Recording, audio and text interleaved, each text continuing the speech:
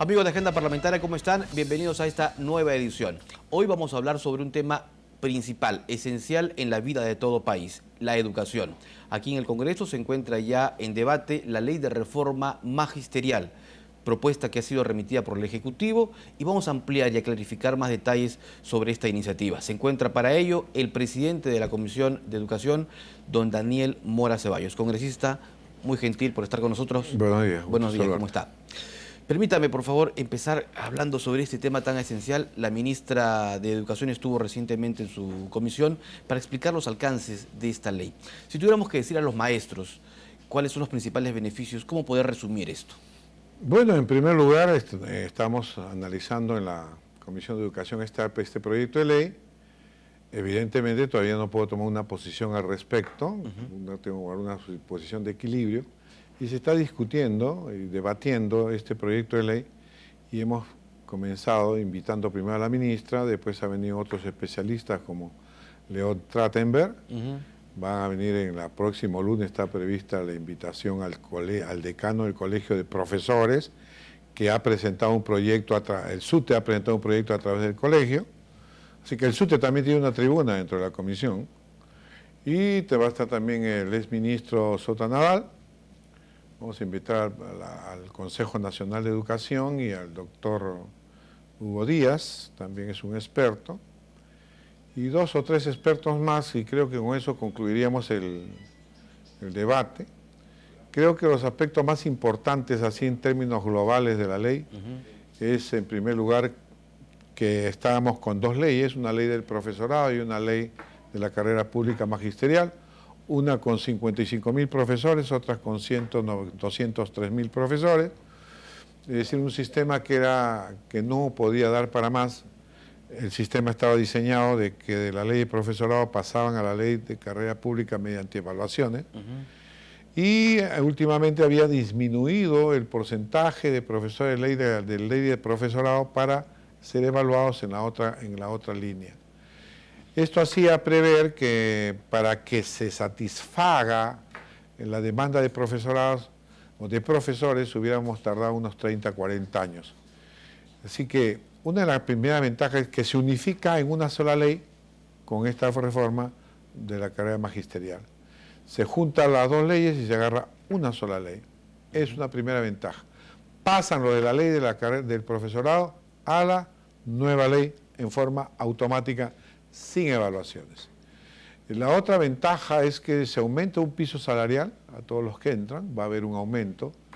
Los del SUTE piensan que se le está bajando de nivel, pero todos van a tener un incremento, unos más sustanciales que otros, evidentemente, porque se busca una ley esencialmente meritocrática. Ese aspecto me gustaría explicar o que usted nos detalle, porque aquí en algún momento quienes estuvieron serias críticas contra este proyecto que se está debatiendo señalaban que se quitaba el tema de la meritocracia. No, y creo que para los que dicen que esta nueva ley quita el tema de la meritocracia, no, al contrario, sigue permaneciendo los principios básicos de la ley de la carrera pública magisterial. Se evalúa al docente, hay concursos públicos para ocupar cargos, se evalúa al docente por una primera vez, si no aprueba se le capacita, por una evaluación extraordinaria hasta una segunda evaluación extraordinaria. Si sale desaprobado en esas 3 etapas, prácticamente el docente queda separado del sistema educativo nacional. Ahí hay discrepancias con algunas organizaciones y sindicatos que piensan eso. Entonces, sigue la evaluación, se aumenta un piso salarial, se ponen más exigencias al sistema educativo y al profesor. También hay que entender que el proyecto no busca, si bien el profesor es un instrumento de la educación, el objetivo fundamental es el alumno, es el educando. Creo que también se da sanciones, se da recompensas. Otra ventaja que se puede ver en esta nueva ley es que se crea una remuneración integral mensual.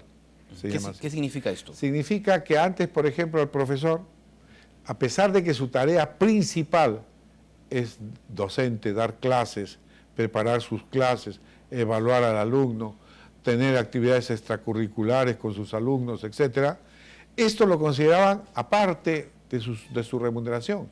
Es decir, por preparación de clase le daban cierta cantidad, cierto porcentaje, por evaluación, otro porcentaje. Cuando es fruto de su carrera, la esencia de su carrera es preparar clases. Ahora se junta todo en una sola remuneración que se le llama remuneración integral mensual, donde se junta su preparación de clases, evaluación de clases, actividades extracurriculares, es decir, todo lo que esté relacionado con la carrera propiamente dicha del docente está en una sola remuneración.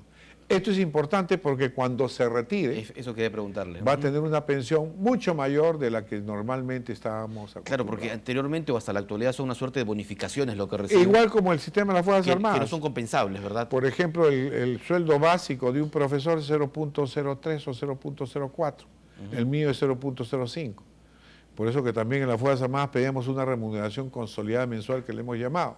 Entonces, al igual que más o menos presenté yo un proyecto de este tipo en la Fuerza Armada, el Ministerio de Defensa, acá también se ha presentado un proyecto de remuneración integral mensual que me parece sumamente interesante. Hay discusiones, hay discrepancias y es obvio que las haya, y de eso se trata justamente estas exposiciones. Por ejemplo, profesores de la ley de profesorado que dicen, al pasar a la nueva ley, todos pasan de los grados que sea, que la ley de profesorado tenía 5 niveles, pasan al 1 y el 2. Entonces la mayoría de profesores dicen, me están bajando de nivel. Claro, ahora van a tener 8 niveles. Ahora hemos incrementado 8 niveles, y no se entiende todavía que cada nivel, primero con los 5 niveles máximo llegabas a los 42, 45 años. En cambio con los 8 niveles se da un mayor aliento a la carrera, y como una carrera militar pues llegas a generar los 30 y tantos años de servicio. Es decir, ya a los 60 años Claro, estás. a quienes pasan, por ejemplo, al primer y segundo nivel y que, como usted lo explicaba, señalan de que se estarían bajando de categoría o de nivel, significa que esto va a estar temporal, ¿verdad? En forma temporal hasta que se evalúen y puedan el que subir. desea, por ejemplo, pasar de un nivel, dice, yo estoy en un nivel superior, estoy en el nivel 3, por ejemplo, de la ley de profesorado. ¿Por qué me van a bajar al nivel 2? Entonces nosotros decimos, no es cierto. Si usted está en el nivel 3 y está puesto en el nivel 1 y 2, usted puede pedir una evaluación para niveles más altos. Y si usted aprueba, se acabó, pasa al otro nivel con mayor remuneración y todo. Claro, pero eso es una vez que empiece a regir la ley. Así es. Porque estamos viendo en la discusión de verle otro tipo de forma de escalonar estos niveles. Estamos analizando justamente en estos debates, ¿no? Ajá. Ahora, eso es muy importante, ¿no? Aclarar esos aspectos, porque primero se generó mucha confusión, ¿verdad? Ahora, en cuanto, digamos, a la tarea docente, en cuanto a la capacitación, ¿hay algún artículo de esta ley? La ley contempla la formación continua, capacitación continua. Nosotros en la Fuerza Armada siempre la hemos tenido, para cada grado. Hay cursos de capacitación, hay pruebas, etcétera, etcétera, física, médica, conocimiento, rendimiento, antecedentes, etcétera. Acá, por ejemplo, también hay formación continua, que muchos profesores se quejan que no reciben capacitación. Es compleja su administración, porque estamos hablando de 300.000 profesores. Entonces, la formación continua está presente, la capacitación está presente en las evaluaciones. Las evaluaciones no solamente va a ser hacer una prueba escrita, no es solamente medir conocimiento, también se da mucha importancia al desempeño en aula. Efectivamente. Entonces ahí también hay que diseñar, y ya vamos a hablar con la ministra, hay que diseñar todo el método de evaluación, toda la metodología que se va a seguir para evaluar en forma eficiente el desempeño en aula, que es uno de los factores importantes, pero también se va a evaluar conocimientos, también se va a evaluar sanciones, etcétera, como debe ser cualquier carrera meritocrática. Escuchaba a la ministra cuando sustentó en el Pleno, luego estuvo en su comisión, este tema de la ley de reforma, y hablaba también de que esta propuesta incentiva mucho el trabajo de los docentes en zonas rurales y de frontera. Hay incentivos para aquel que va a trabajar en educación bilingüe. Tiene que demostrar evidentemente que domine el idioma, el quechua, el aymara o cualquier otra lengua aborigen. Igual con los que están trabajando en áreas rurales, por ejemplo, se acorta un año el tiempo para ascender o para postular a determinado cargo, en el caso, como incentivo, en el caso que los se vayan a trabajar en zonas rurales o en los casos que tengan educación bilingüe. Es decir, hay una serie de nuevas bonificaciones.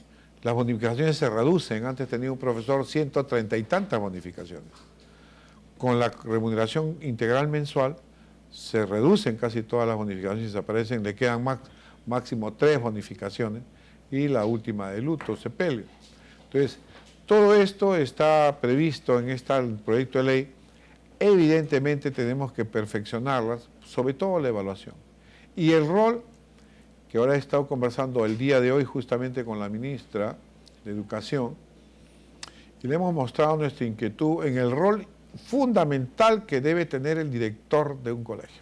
Y que fue un tema que tocó León Trachtenberg aquí hace poco en la comisión. ¿Por qué? Y eso lo hemos dicho con León Trachtenberg. Y creo que es interesante la propuesta. El líder de la educación en los colegios debe ser el director. Todavía depende de las UGELs.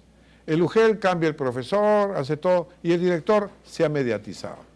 En nuestra época, que no es muy antigua tampoco, teníamos un director que era el rey.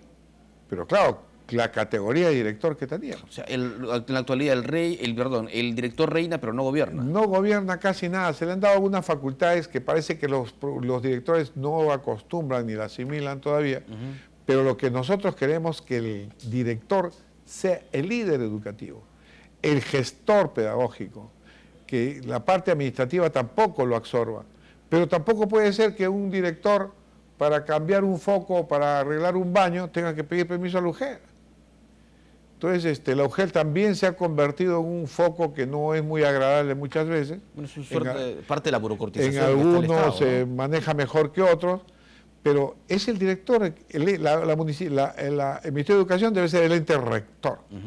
Las UGELs, los gobiernos regionales, la TREC, todo este sistema debe ser el elemento rector. Pero el que ve la educación, ¿quién ve mejor el desempeño laboral? El director. Claro.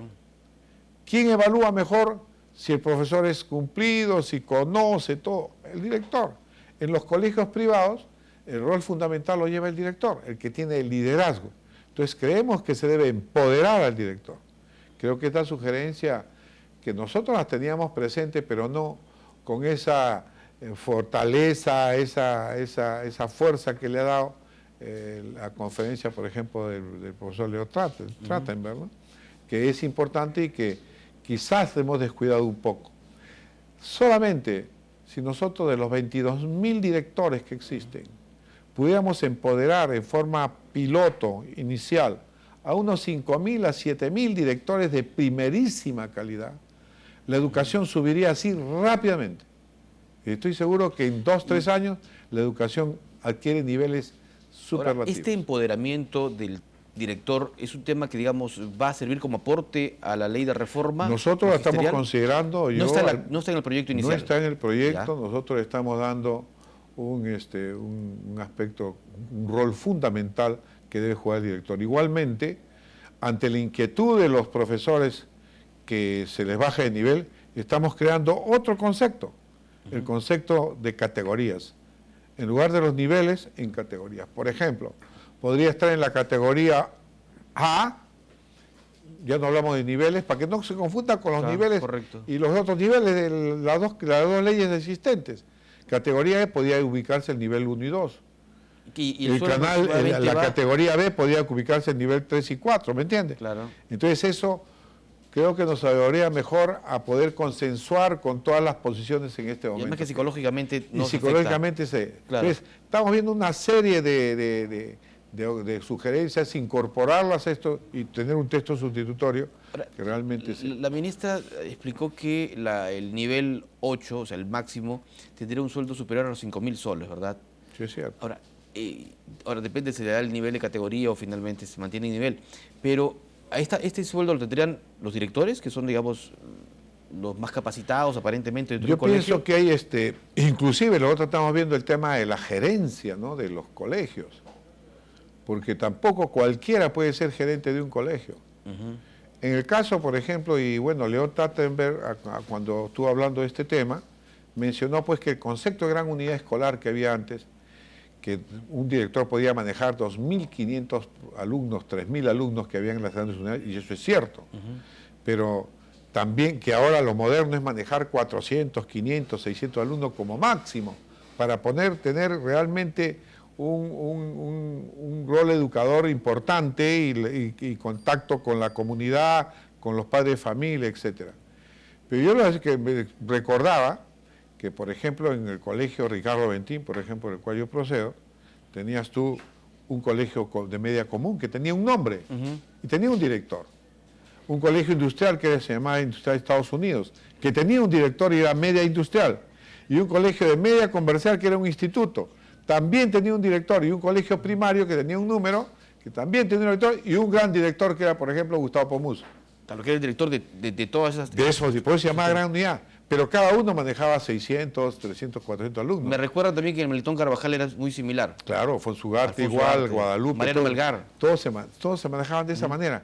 La ministra me dice, bueno, es que eran muy pocos, 15% nomás había de concurrencia de la población a secundaria. Y quienes seguían a secundaria comercial, que era por lo general en la nocturna, salían con su título de contador mercantil, claro. Los que salían industrial salían con su título de tornero, fresador, calderero, lo que sea, y los que estaban en media común estaban orientados a la universidad, y más aún, después fue ciencias y letras. Entonces, ¿hay posibilidad de retomar esa educación? Quizás este sistema podemos perfeccionarlo un poco más. Porque muchos apuntan a la universidad en la actualidad, ¿no? Cuando ya estamos saturados de profesionales. Y es un gran error, en el país. es un gran error porque la mayor demanda de las medianas y las grandes empresas en este momento es personal técnico calificado que no tenemos, que no producimos. Y está pagando, digamos, de manera aceptable. Gana mejor que un profesional en ingeniería muchas veces. Por ejemplo, no tenemos técnicos en metalurgistas, no tenemos técnicos textiles para máquinas industriales textiles, no tenemos técnicos de diversas áreas que necesita el país para desarrollar. Y hay una predisposición o prejuicios de seguir carreras técnicas. Yo estudiaba en Francia y cuando usted escuchaba una familia que su hijo iba a ser plomero, grafitero, se sentía orgullosa de que su hijo va a ser plomero, que estudia 3 años en Francia. Y sale un plomero que gana más plata que cualquier ingeniero. Acá las carreras técnicas se han depreciado, se han desvalorizado. Sin embargo, en este momento hay carencia de técnicos. Hay carencias en este momento de ingenieros civiles. Hay carencia de arquitectos, que no la había por el boom de la construcción. Hay carencia de maestros de obra. Hay carencia de albañiles calificados. Hay carencia de técnicos esos que operan las grandes grúas. Es decir, hay unas nuevas carreras que están apareciendo muy rentables que tienen que traer extranjeros, técnicos extranjeros, para cubrir esas plazas. General, para cerrar el tema educativo y irnos a una pausa y hablar también sobre otro tema que es el militar, que usted lo domina muy bien, solo preguntarle, ¿cuándo debe ya estar evacuando la comisión un dictamen sobre este proyecto de reforma? Nosotros estamos yendo a un ritmo que hemos priorizado el proyecto de la reforma magisterial, es decir, sesiones continuadas hasta agotar el tema, que es muy raro se haga en las comisiones. Ha aceptado la comisión eso. Cada sesión solamente se ve el tema de la reforma magisterial. Pensamos acabar esto en la primera quincena de julio, de octubre, estar terminando eso ya con un texto sustitutorio y estar presentándolos a la aprobación de la comisión y de ahí pasarlo al pleno. Se me dio un tema, la huelga magisterial que nos está afectando, bueno, que afecta a gran cantidad hemos recibido, de estudiantes. Si de diálogo se trata, hemos recibido a todos los SUTEPs. Ya. Ayer recibió a los 2 SUTEs de Ancash, hemos recibido al SUTE de Huancavelica, de Junín, de Apurima, de Piura, todos el CEN del SUTE Nacional, el señor Ramírez, a de rama magisterial. Todas las puertas abiertas. Más aún, el proyecto que ha presentado el SUTE a través del decano del Colegio de Profesores se va a discutir el próximo lunes. O sea, va a ir el SUTE con su representante a exponer su tema y nosotros democráticamente vamos a ver sus sugerencias. ¿Y no hay la posibilidad de usted de indicarles que mientras se discute esto suspenda su huelga? Nosotros justamente le hemos dicho que vemos ilógico que el SUTE haga huelga cuando está presentando un proyecto de ley. Es ilógico que estemos discutiendo el tema y ellos estén en huelga y no saben el daño tremendo que le hacen a la juventud, a la niñez. ¿Por qué? Porque comenzaron el 18 de julio Ya vamos a tener 2 meses, nuevamente se ha reiniciado, algunas regiones no han paralizado, menos mal, pero si esto continúa, muchos van a perder el año. Y creo que la razón de ser la educación es un servicio público esencial. Y una huelga no puede hacerse así nomás cuando es un servicio público esencial. Te pongo el caso del agua. Claro. Huelga de todos los que producen agua. Te pueden morir, ¿no es cierto? Por Claro. eso se llama servicio público esencial. La educación también está calificada como eso. Perder esos años. El tema es que el daño Ajá. se le hace al país, se le hace a los niños, y hemos pedido que reflexionen y que abandonen esta medida de fuerza. Se ha declarado ilegal, le van a hacer sus descuentos, creo que la ministra no va a flaquear en eso, ¿no? Y creo que es razonable que si se está discutiendo eso, a nadie se le va a recortar sus derechos. Ellos reclaman que no se le ha pagado el 30%, pero eso significa 25.000 millones de soles. Permítame ir a una pausa para retornar luego ya con 5 minutos adicionales para tocar otros temas también de mucha importancia. Es el congresista Daniel Mora Ceballos, general en retiro y presidente de la Comisión de Educación del Parlamento Nacional.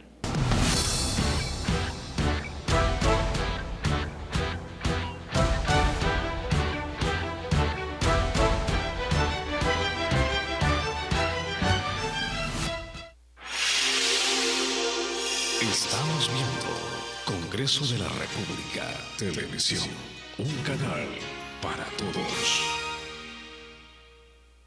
Hace unos meses vi llegar a Matthews. Era un gringo caminante que le gustó nuestro pueblito. Decidió quedarse un tiempo, así que le ofrecí mi casa y él, a cambio, me comenzó a enseñar inglés. Cuando tenía alguna duda, lo tenía que buscar o al restaurante Carmencita o a la tienda de Don Francisco. O lo veía paseando por el pueblo en el mototaxi de Carlitos. Luego de unas semanas, decidió regresar a su país. Y fue ahí donde se me ocurrió una idea. Si todos poníamos nuestro granito de arena, convertiríamos nuestro pueblo en una experiencia turística inolvidable. Dice Matthews que nos está enviando varios amigos. Finalmente, los turistas fueron llegando y nuestra comunidad y nuestros negocios comenzaron a crecer. Muchos peruanos nos esforzamos por darle lo mejor al turista, porque sabemos que cada turista que se va contento trae a 10 más. ¿Tú qué estás haciendo? Mincetur. Crece el turismo, crece el Perú.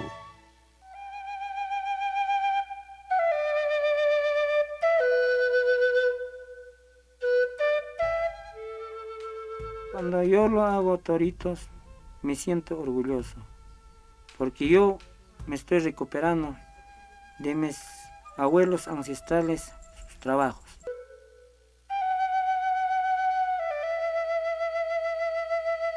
Toro de checa pupuja, ese es hecho tradicional rústico a mano. Para hacer esto no he utilizado molde.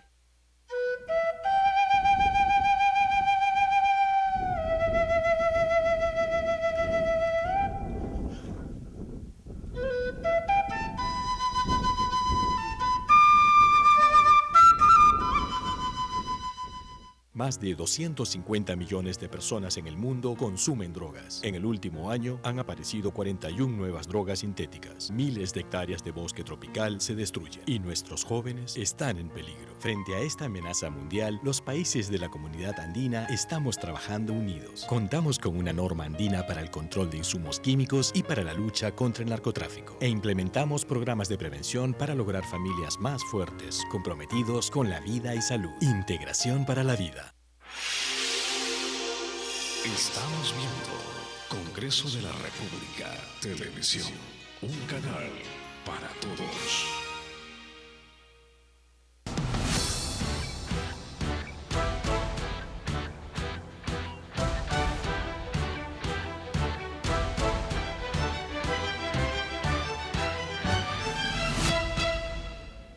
Volvemos aquí a Agenda Parlamentaria. Estamos dialogando con el congresista Daniel Mora Ceballos, presidente de la Comisión de Educación del Parlamento. Antes de ir al tema militar, le quiero hacer una pregunta que sí tiene que ver con la educación y con el tema militar. Durante varios años en nuestro país existió la educación premilitar, ¿verdad? Ahora solo existe en el Colegio Leoncio Prado, en el Ramón Castilla en el norte y en otros más. Debería volverse... Hay quienes dicen de que esto, bueno, no especialistas, pero sí los padres, para mejorar la formación de los jóvenes, que están un poco alocados. Claro, muchos dicen, pues yo tengo que decir en honor a la verdad que estos son los que ahora se conocen como caviares o caviarones, ¿no? O sea, el caviar... Los que se oponen. El caviar dice, pues, el caviar para mí es una definición el que cree que es de izquierda, ¿no? Y actúa como de derecha en los grandes salones, le encanta esa vida, pero vive de manera distinta a lo que pregona. Entonces, ¿cuál es lo que se dice? O que piensa que estamos en un país como Suecia o Suiza. Entonces dice, ¿para qué le vamos a enseñar? Le voy a poner el ejemplo más claro. Una vez en una entrevista alguien me dijo, ¿por qué en el día de fiestas patrias vamos a hacer puro desfile militar? ¿Por qué las fiestas patrias tienen que ser sinónimo de desfiles militares? Yo le digo, nosotros hacemos el desfile militar, ¿sabe por qué? Porque nos da la gana de hacerlo así, de festejar nuestra patria así. Nosotros. Y si se pueden plegar otros, perfecto. Ustedes también podrían hacer sus grandes fiestas, sacar gente con zancos, payasos, gritar por las calles. Estamos de fiestas patrias. Pero nosotros festejamos nuestras fiestas patrias de esa manera que nos han enseñado. Porque dijo, no se puede obligar a marchar a los civiles. Digo, el civil que quiere marchar, festejar de esa manera sus fiestas patrias, lo puede hacer. Recordar los valores que tenemos, militares, y que son valores universales, como la disciplina, como el amor a la patria, como toda la cuestión cívica. Entonces, yendo a su pregunta, justamente es eso. Se fueron quitando la educación cívica. Nosotros en el ejército enseñábamos a los soldados educación cívica. ¿Cómo no se va a enseñar en un colegio? Un país con nosotros tan desarticulado, ¿no? Se dejó de enseñar educación cívica. ¿Cuáles son los símbolos patrios? Hay gente que no sabe ni cuáles son los colores de la bandera. ¿O no han visto ustedes en algunas propagandas que dicen que la foto esta le metieron de Baimael Guzmán y uno dijo, no, ese es Miguel Grau? No, y desconocen a los héroes nacionales. Desconocen incluso a todos los héroes nacionales. Entonces se quitó la premilitar porque es militarizar al civil. Y el civil debe ser libérrimo, libre. Es una reverenda tontería, lo digo yo acá. Que vayan a Alemania, hay servicio militar obligatorio. Vayan a Alemania. Yo estuve el 2003 allá. los Estados Unidos también. Hay servicio militar obligatorio. Entonces, tenemos el complejo de que, y miren nuestro país, en cuántos lugares de 1834 distritos, ¿cuántos distritos tiene policía? Poco más de 1000, cerca de 1000 distritos no tienen un solo policía. ¿Debería volver la educación Yo premilitar? creo que sí debe volver, y esto es una cuestión que es de recomendación, porque el Ejecutivo y la ministra muchas veces ha dicho, la parte curricular nos corresponde a nosotros, no a los legisladores. Y discúlpeme, ¿debería volver también el servicio militar obligatorio? Yo he presentado un proyecto de ley donde hay servicio militar obligatorio para todos y que la reniega haga el sorteo cuando hay carencia de soldado militar voluntario y tropa especializada. Solo cuando hay carencia. Solo cuando ¿Y hay carencia en la actualidad? Tremenda, 80% de algunas unidades. Pese a que se ha mejorado, digamos, la propina. Y habremos encontrado cuarteles que solamente hay 60 hombres, 70 hombres. Ya no hay. ¿Y esto aprovecha la subversión también? Por supuesto, porque tenemos pues gente novata, gente que no puede, y que nos cuesta más cada año reentrenar, por eso también hemos recomendado tropa especializada, que salió en el 2009 una ley, pero que el Ministerio de Economía, con su tacañería conocida, no deja progresar esto, porque solamente queremos 10.000 soldados especializados, que le van a pagar ¿cuánto? 800 soles, 900 soles, contra 160 o 240 soles que se le paga a un soldado en el BRAE. ¿Usted cree que es atractivo un servicio militar voluntario con 240 soles en el BRAE? A ver, usted, ¿quiénes van? ¿Quiénes son capaces de ir al BRAE, soldados, a trabajar por 240 soles? Casi nadie, la verdad. No, los que van son los que son muy pobres. Los que van a encontrar en el cuartel una cama en que dormir, donde van a encontrar alimentación, más una propina que se le está dando. Claro. Pero así no vamos a hacer nosotros. Los 10.000 millones de soles que se ha incluido en el presupuesto para la defensa y la seguridad ciudadana es un monto, digamos, que busca mejorar en algo. No ha mejorado en nada, el presupuesto sigue siendo igual. El PBI sigue creciendo en forma importante, sin embargo los presupuestos se mantienen constantes. Entonces, ¿de qué vale crecer? ¿De qué vale desarrollar?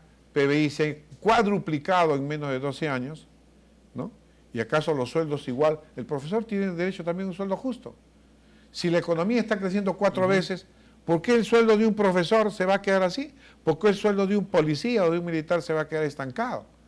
Si no quieren tener policía, desaparezca la policía, desaparezcan las Fuerzas Armadas y se acabó el problema.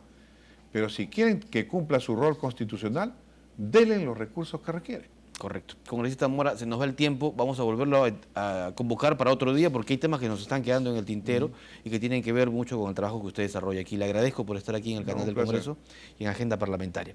El congresista Daniel Mora Ceballos, presidente de la Comisión de Educación, estuvo con nosotros.